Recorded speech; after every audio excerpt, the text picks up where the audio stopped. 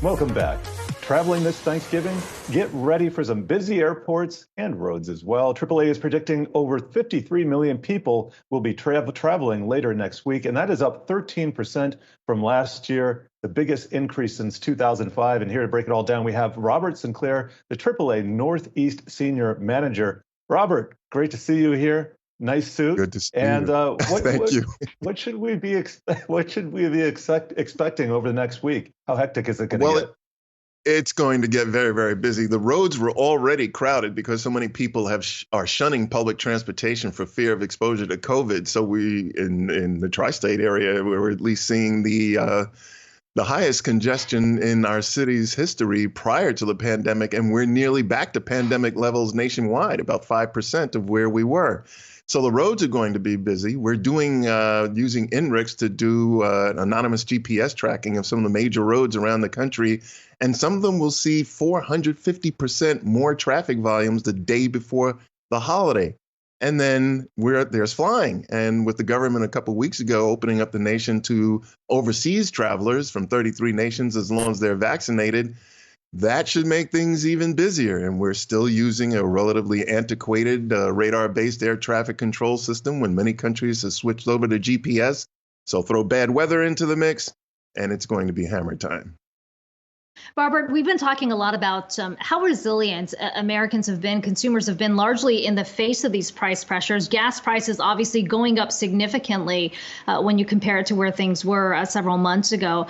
To what extent have you seen the impact of that, even if people aren't maybe necessarily holding back on travel in this holiday? When do we expect that to start to impact travel overall? Well, travel by private motor vehicle for a holiday has always been most popular, anywhere from 80 to 85%. This year, it's 90%. But I think a lot of people are really just biting the bullet because they just have pent-up wanderlust. I think back to a survey that we did of drivers in March of 2018, and we asked them what the pain point for gasoline would be. 40% said $3 a gallon.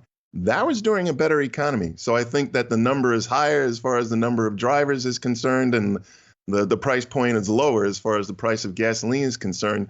But having said that, the price of gasoline usually makes up 10 to 15% of a holiday travel budget. So maybe it's making up 20% more, but folks are just, saying the heck with it and getting out and hitting the road. Maybe switching over to the more efficient family vehicle. Most families have two, small economy car and a large SUV. Maybe they'll switch to that small economy car to try and save gas for this particular trip. Or get an SUV crossover that's completely electric and costs $100,000. I'm still waiting for that one personally. But I want to switch it over to the airlines because they've been facing staffing problems, labor shortages like everybody else. Mm-hmm. Are they able to attract the workers to keep the planes flying this holiday season? Well, in fact, some airlines are paying bonuses for people to work over the holidays, Southwest in particular, and the airlines are doing everything they can to make sure that they are ready for this holiday crush. If they're going to be ready, they're going to be ready, and I think they've got everything in place that they possibly could.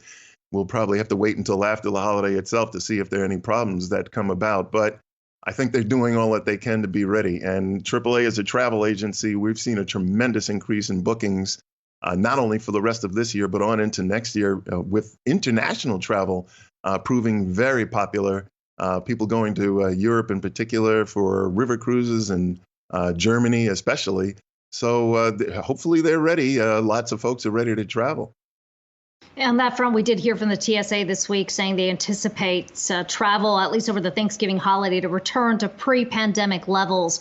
To what extent do you think that momentum can carry through into the Christmas, New Year's holiday season, especially given the concerns around a resurgence in these COVID cases?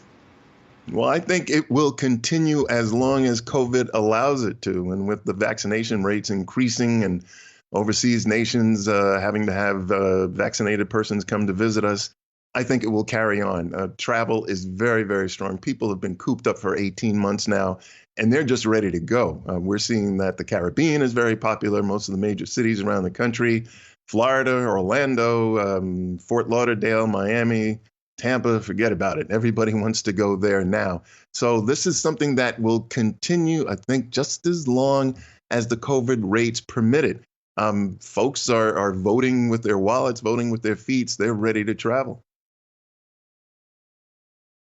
Robert Sinclair, AAA Northeast Senior Manager. Good to talk to you today.